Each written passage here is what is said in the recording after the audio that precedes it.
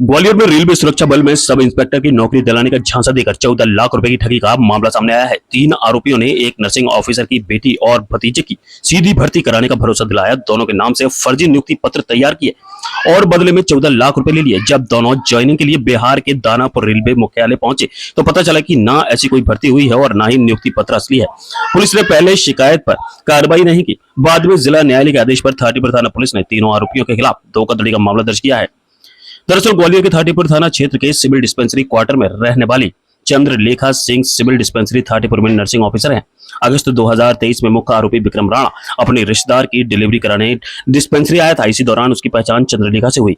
बातचीत में जब विक्रम को पता चला कि चंद्रलेखा की बेटी स्वाति और उनकी बहन का बेटा सिद्धार्थ नौकरी की तलाश में है, तो उसने खुद को प्रभावशाली बताते हुए कहा कि वह दोनों की रेलवे सुरक्षा बल आरपीएफ में सब इंस्पेक्टर पद पर सीधे भर्ती करा सकता है।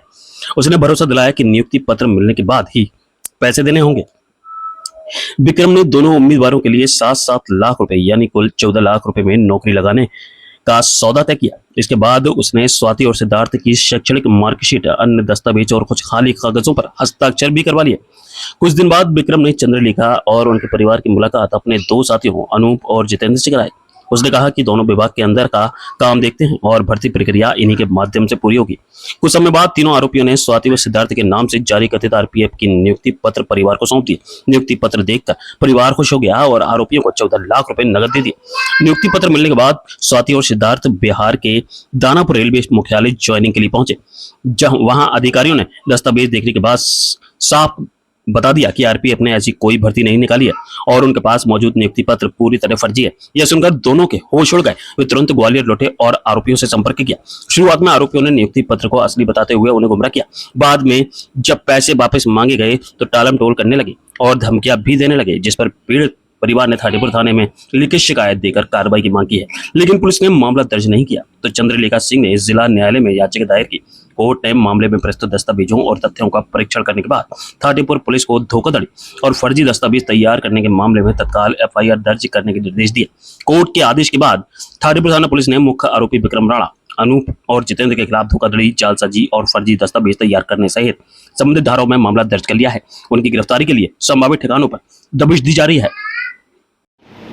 सर, ये किस तरह से थाटीपुर में सर एक मॉडल है एसआई की नौकरी दिलाने के बहाने बना हुआ है, किस तरीके से बना है? माननीय न्यायालय में एक परिवाद दाखिल किया गया था।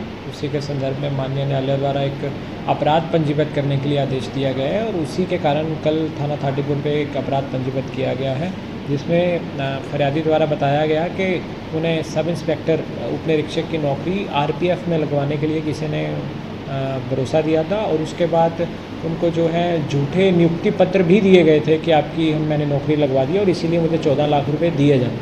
तो इसी का संज्ञान लेते हुए कल अपराध पंजीबद्ध किया गया है। अंतर्गत धारा 420, 465, 467, 468, 471, 120B, बीएनएस और अन्य धाराओं में, और जिसमें 3 आरोपी बनाए गए हैं और आगे विक्रम राणा, अनूप राणा और जितेंद्र रजक, और आगे भी अग्रिम कार्रवाई और जांच जारी है।